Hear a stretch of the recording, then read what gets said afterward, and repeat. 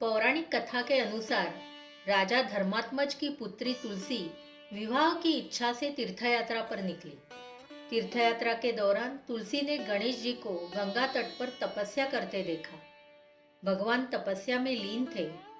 उनका शरीर चंदन से ढका हुआ था, गले में रत्नों का हार था, कमर पर रेशमी पीतांबर लपेटा हुआ था। वह एक सिंहासन पर बैठकर तपस्या कर रहे थे।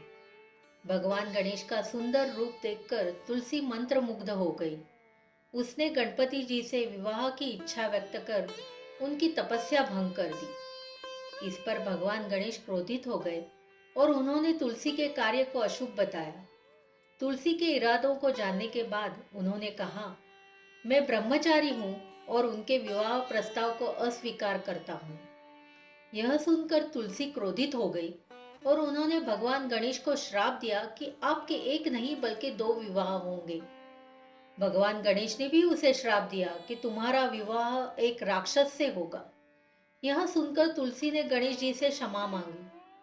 तब गणेश जी ने कहा कि तुम्हारा विवाह चंकचूर्ण नामक राक्षस से होगा, लेकिन तुम एक पौधे का रूप धारण करोगी। उन्होंने कहा कि कलयुग में तुलसी जीवन और मोक्ष देने वाली होगी, लेकिन तुम्हें मेरी पूजा में इस्तेमाल करना मना होगा।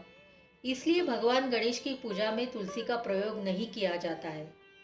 हिंदू धर्म में तुलसी के पौधे को सबसे पवित्र पौधा माना जाता है। इनका प्रयोग पूजन सामग्री में किया जाता है।